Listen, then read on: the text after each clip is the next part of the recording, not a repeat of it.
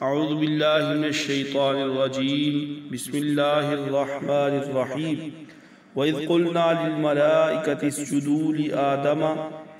اور اس وقت کا تذکرہ سنو جب ہم نے فرشتوں سے کہا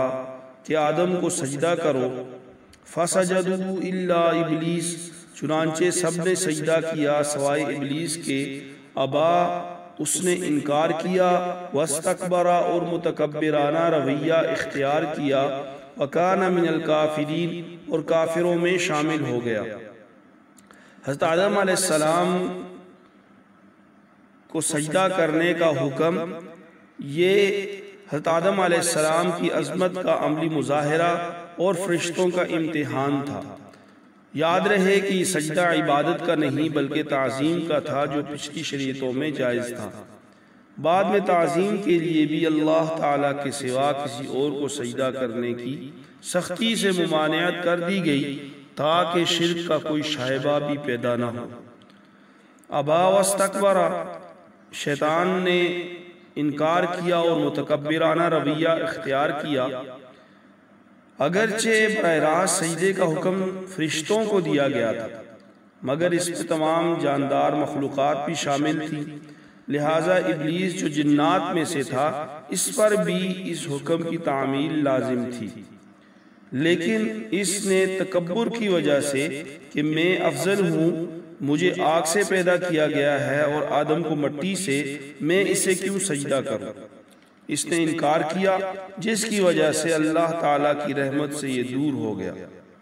وَقُلْنَا يَا آدَمُ اسْكُنْ أَنْتَ وَزَوْجُكَ الْجَنَّةَ، اور ہم نے کہا آدم تم اور تمہاری بیوی جنت میں رہو، وَكُلَا مِنْهَا رَغَدًا حَيْثُ شِئْتُمَا، اور اس میں سے جہاں سے جی چاہے کھاؤ، وَلَا تَقْرَبَا هَذِهِ الشَّجَرَةَ، مگر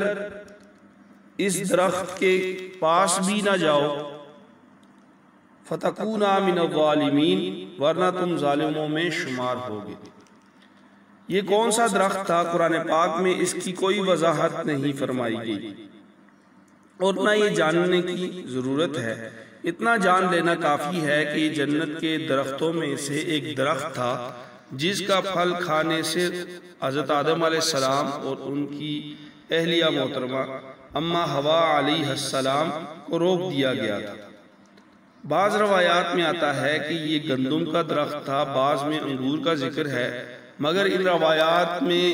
کوئی ایسی روایت نہیں ہے کہ جس پر مکمل بھروسہ کیا جا سکے۔ فَأَزَلَّهُمَا الشَّيْطَانُ عَنْهَا فَأَخْرَجَهُمَا مِمَّا كَانَا فِيهِ، پھر ہوا یہ کہ شیطان نے ان دونوں کو وہاں سے ڈگمگا دیا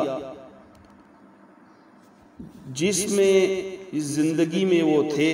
اور ان سے انہیں نکال کر رہا۔ قُلْنَا اهْبِطُوا بَعْضُكُمْ لِبَعْضٍ عَدُوٌّ،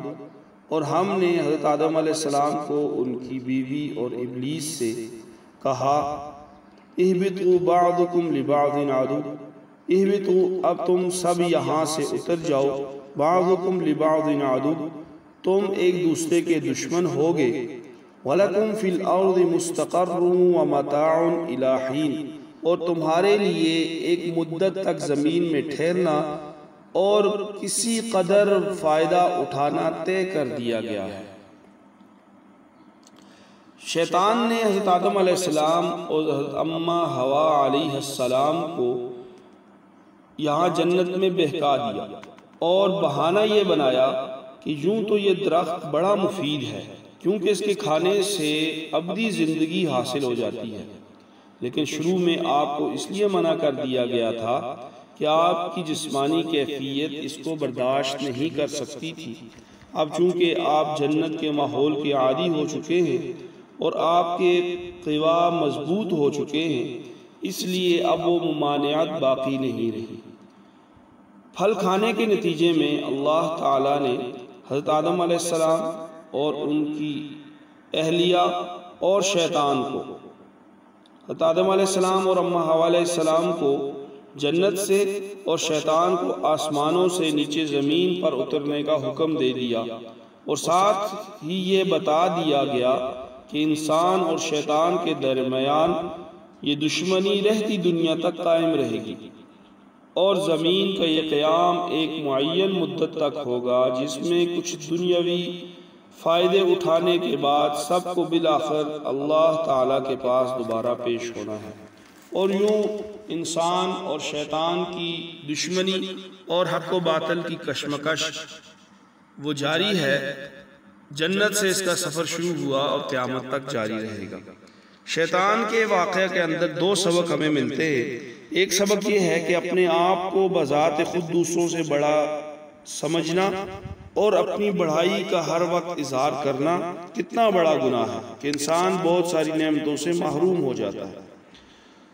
دوسرا سبق یہ ملا کہ جب اللہ تعالیٰ کی طرف سے کوئی واضح حکم آ جائے